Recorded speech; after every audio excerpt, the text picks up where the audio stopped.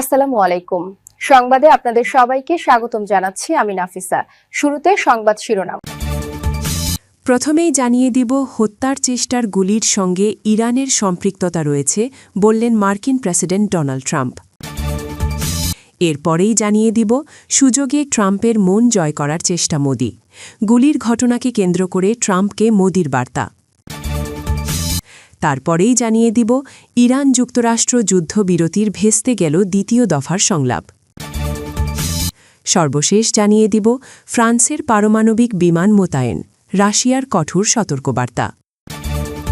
এখন শুনছিলেন সংবাদ শিরোনাম, এখন বিস্তারিত। তার আগে ভিডিওটিতে লাইক করে কমেন্টে জানিয়ে দিন আজকের সংবাদের বিষয়ে আপনার মূল্যবান মতামত, আর আপনি কোন জেলা বা কোথা থেকে আমাদের এই সংবাদটি শুনছেন এবং দেখছেন। আর হ্যাঁ, এমন আরো সংবাদ পেতে চ্যানেলটি সাবস্ক্রাইব করে পাশে থাকুন। ওয়াশিংটন ডিসিতে শনিবার সন্ধ্যায় ঘটে গেল এক উদ্বেগজনক ঘটনা। কিল্টন হোটেলে আয়োজিত এক গুরুত্বপূর্ণ নৈশভোজন অনুষ্ঠানে হঠাৎ গুলির শব্দে আতঙ্ক ছড়িয়ে পড়ে চারপাশে। তারকা থেকে শুরু করে গণমাধ্যম কর্মীসহ সেখানে উপস্থিত ছিলেন মার্কিন প্রেসিডেন্ট ডোনাল্ড ট্রাম্পও। অনুষ্ঠান চলার সময় হঠাৎ বিকট শব্দ শোনা গেলে নিরাপত্তা বাহিনী দ্রুত সক্রিয় হয়ে ওঠে।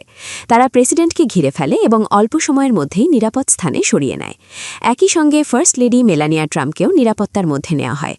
ঘটনাটিকে ঘিরে নানা প্রশ্ন উঠলেও প্রাথমিকভাবে একে একক হামলা বলে ধারণা করা হচ্ছে। হোয়াইট হাউস করেসপন্ডেন্ট ডিনারের বাইরে আকস্মিক গুলির ঘটনায় নিরাপত্তা বাহিনী দ্রুত পদক্ষেপ নেয়। সন্দেহভাজন হামলাকারী কোল টমাস এলেনকে ঘটনাস্থল থেকে আটক করা হয়েছে বলে জানা গেছে। নন ইনভার্টার এসির দামে ঘরে আনুন বিদ্যুৎ সাশ্রয়ী ইনভার্টার এসি। এখন 1.5 টন মাই ওয়ান ইনভার্টার এসি মাত্র 48,900 টাকা পাওয়া যাচ্ছে মিনিস্টার শোরুমে। আইন শৃঙ্খলা বাহিনীর তথ্য অনুযায়ী তিনি ক্যালিফোর্নিয়ার টরেন্স এলাকার বাসিন্দা। ঘটনাটি এমন সময় ঘটেছে যখন যুক্তরাষ্ট্র ও ইরানের মধ্যে যুদ্ধবিরতি চলছে। ফলে হামলার সঙ্গে ইরান সংক্রান্ত কোনো যোগসাজশ আছে কিনা সেই প্রশ্নই এখন দেখা দিয়েছে আন্তর্জাতিক অঙ্গনে। তবে প্রেসিডেন্ট ডোনাল্ড ট্রাম্প স্পষ্টভাবে জানান তিনি মনে করেন না এই হামলার সঙ্গে ইরানের কোনো সম্পর্ক রয়েছে। তার মতে এটি একজন ব্যক্তি একক উদ্যোগে করা হামলা। এদিকে হামলার সময় উপস্থিত অতিথিদের মধ্যে আতঙ্ক ছড়িয়ে পড়লেও দ্রুত পরিস্থিতি নিয়ন্ত্রণে আনা হয়। পরে সামাজিক মাধ্যমে ট্রাম্প নিরাপত্তা বাহিনীর প্রশংসা করে যান তাদের দ্রুত ও সাহসী পদক্ষেপ ধরনের বিপদ এড়াতে সাহায্য করেছে। যুক্তরাষ্ট্রের রাজধানী ওয়াশিংটন ডিসিতে এক অভিজাত নৈশভোজ মুহূর্তেই পরিণত হয় আতঙ্কের দৃশ্যে। হোয়াইট হাউস করেসপন্ডেন্স ডিনার চলাকালে হঠাৎ গুলির মতো বিকট শব্দ শোনা গেলে পুরো অনুষ্ঠান থমকে যায়। শনিবার সন্ধ্যায় ওয়াশিংটন হিলটন হোটেলের বলরুমে চলছিল জমকালো আয়োজন। সেখানে উপস্থিত ছিলেন মার্কিন president Donald Trump, first lady Melania Trump এবং ভাইস প্রেসিডেন্ট জেডি ভ্যান সহ প্রশাসনের শীর্ষ কর্মকর্তারা। হঠাৎ বাইরে থেকে ভেসে আসে একাধিক তীব্র শব্দ, যা অনেকেই গুলির শব্দ বলে মনে করেন। নোভা এলইডি টিভি, ঝকঝকে ছবি, নিখুঁত শব্দ, 5 বছরের ওয়ারেন্টি। নোভা মানে সঠিক মান, নিশ্চিত সেবা। মুহূর্তে আতঙ্ক ছড়িয়ে পড়ে পুরো ভোজকক্ষে। অতিথিরা টেবিলের নিচে আশ্রয় নেন, কেউ চিৎকার করে বলেন নিচে থাকুন। ভিডিও ফুটেজে দেখা যায় ট্রাম্প দ্রুত মঞ্চের পেছনে সরে যান। কয়েক সেকেন্ডের মধ্যেই পুরো হলরুমে নেমে আসে ভয়ের নীরবতা। পরিস্থিতি নিয়ন্ত্রণে দ্রুত সক্রিয় হয় সিক্রেট সার্ভিস। সশস্ত্র নিরাপত্তা সদস্যরা ট্রাম্প ও মেলানিয়াকে নিরাপদ স্থানে সরিয়ে নেন। একই সঙ্গে অন্যান্য শীর্ষ কর্মকর্তাদেরও দ্রুত সরিয়ে নেওয়া হয়। ভোজকক্ষ ঘিরে ফেলে ভারী অস্ত্রে সজ্জিত কাউন্টার অ্যাসল্ট টিম। প্রত্যক্ষদর্শীদের দাবি অন্তত 5 থেকে 8টি গুলির শব্দ শোনা গেছে এবং বারুদের গন্ধও পাওয়া গেছে। পরে জানা যায় সন্দেহভাজন এক বন্দুকধারীকে আটক করা হয়েছে। ঘটনার পর প্রেসিডেন্ট ট্রাম্প জানান তিনি ও তার সঙ্গে থাকা সবাই নিরাপদে আছেন এবং দ্রুত পদক্ষেপ নেওয়ায় নিরাপত্তা বাহিনীর প্রশংসা করেন তিনি। এদিকে এই ঘটনার পর আন্তর্জাতিক প্রতিক্রিয়া জানালেন ভারতের প্রধানমন্ত্রী নরেন্দ্র মোদি। সোশ্যাল প্ল্যাটফর্ম এক্সে দেওয়া বার্তায় তিনি বলেন, আমি জেনে স্বস্তি পেয়েছি যে ওয়াশিংটন ডিসির একটি হোটেলে সাম্প্রতিক নিরাপত্তাজনিত ঘটনার পর প্রেসিডেন্ট ট্রাম্প, ফার্স্ট লেডি এবং ভাইস প্রেসিডেন্ট সবাই নিরাপদ ও অক্ষত আছেন। আমি তাদের নিরাপত্তা ও সুস্থতার জন্য শুভকামনা জানাই। গণতন্ত্রে সহিংসতার কোনো স্থান নেই এবং এ ধরনের ঘটনার অবশ্যই স্পষ্ট নিন্দা জানানো উচিত। এই ঘটনার পর ট্রাম্পের নৈশভোজ ঘিরে নিরাপত্তা ও ঝুঁকি নিয়ে নতুন করে আলোচনা শুরু হয়েছে আন্তর্জাতিক মহলে। পাকিস্তানের রাজধানী ইসলামাবাদ ত্যাগ করেছেন ইরানের পররাষ্ট্রমন্ত্রী আব্বাস আরাকচি। সংক্ষিপ্ত এই সফরে পাকিস্তানের শীর্ষ কর্মকর্তাদের সঙ্গে উচ্চ পর্যায়ের বৈঠকে অংশ নেন ইরানের প্রতিনিধি দল। এসব বৈঠকে যুদ্ধ অবসানের জন্য তেহরানের প্রস্তাব তুলে ধরা হয়েছে। এরপর সফরের অংশ হিসেবে ওমানে পৌঁছে গণমাধ্যমকে আরাকচি বলেন, পাকিস্তান সফর ছিল খুবই ফলপ্রসূ। তবে তিনি যোগ করেন, কূটনীতির বিষয়ে যুক্তরাষ্ট্র সত্যি কতটা আন্তরিক এখনও স্পষ্ট নয়। এদিকে আরেকটি পাকিস্তান ত্যাগের পরপরই ইরান ইস্যুতর আলোচনার জন্য পাকিস্তানে মার্কিন দূত স্টিভ উইটকফ ও জ্যারেড কুশনারের নির্ধারিত সফর বাতিল করেছেন যুক্তরাষ্ট্রের প্রেসিডেন্ট ডোনাল্ড ট্রাম্প। দীর্ঘ ভ্রমণ, অনেক ব্যয়বহুল এবং ইরানের নেতৃত্বের ভেতরে তীব্র মতবিরোধ ও বিভ্রান্তি থাকার কারণে এ সিদ্ধান্ত নিয়েছেন বলে দাবি করেন ট্রাম্প। ইরানের সঙ্গে যুদ্ধবিরতি নিয়ে প্রশ্নে ট্রাম্প বলেন, এটা নিয়ে আমি এখনও ভাবিনি। তিনি দাবি করেন, ইরানের নেতৃত্বের ভেতর তীব্র বিভাজন চলছে এবং তারা নিজেদের মধ্যেই লড়াই করছে। ট্রাম্প আরও বলেন, ইরান চাইলে তার সঙ্গে যোগাযোগ করতে পারে। ইরানের প্রস্তাব প্রসঙ্গে তিনি জানান, প্রথমটি যথেষ্ট ভালো ছিল না, পরে আরও উন্নত প্রস্তাব এসেছে, যদিও তা এখনও পর্যাপ্ত নয়।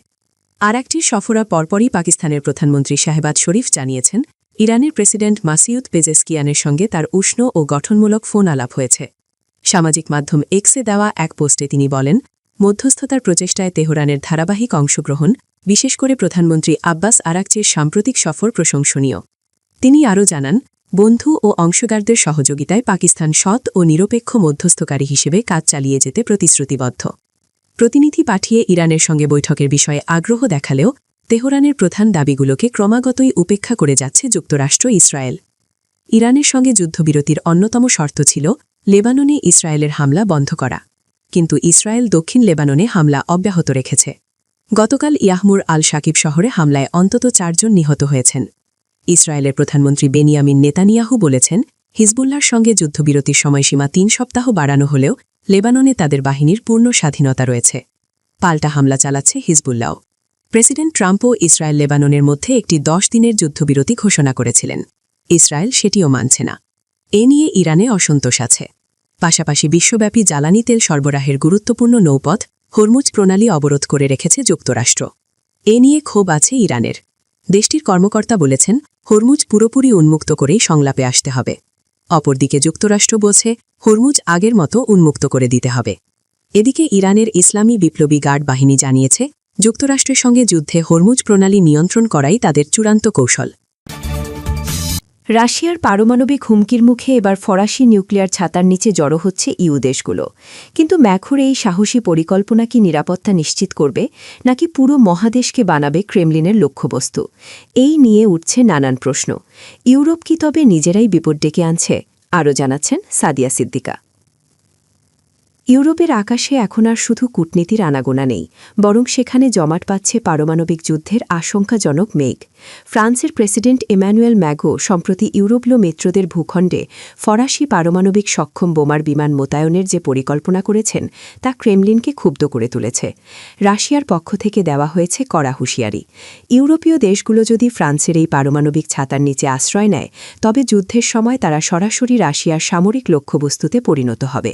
প্রেসিডেন্ট ম্যাগো গত মার্চ মাসে ফ্রান্সের পারমাণবিক অস্ত্রভাণ্ডার সম্প্রসারণ ও কৌশলগত পরিবর্তনের এই সুদূর প্রসারে ইঙ্গিত দেন। তার এই পদক্ষেপের নেপথ্যে রয়েছে বৈশ্বিক রাজনীতির এক অত্যন্ত অস্থির প্রেক্ষাপট।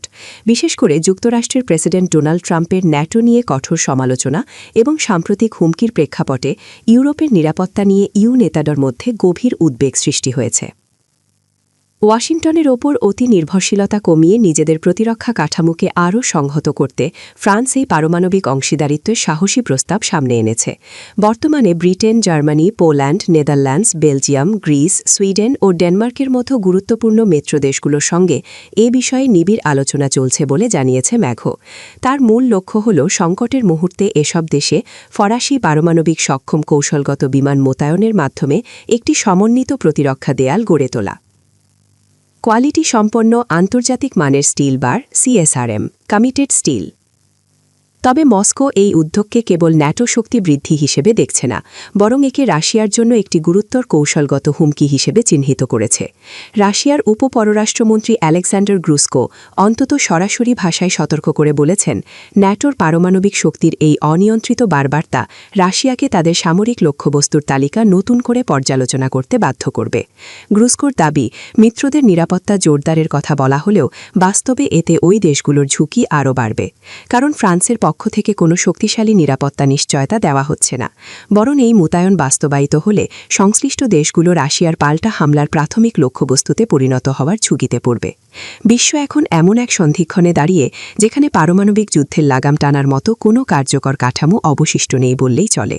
গত ফেব্রুয়ারিতে রাশিয়া ও যুক্তরাষ্ট্রের মধ্যে পারমাণবিক অস্ত্র সীমিত রাখা শেষ চুক্তির মেয়াদ শেষ হওয়ায় বৈশ্বিক অস্ত্র নিয়ন্ত্রণে এক বিপজ্জনক শূন্যতা তৈরি হয়েছে। এর সঙ্গে ইউক্রেন যুদ্ধ ও ইরান ইস্যুর তীব্র উত্তেজনা আন্তর্জাতিক স্থিতিশীলতাকে আরও খঙ্গুর করে তুলেছে।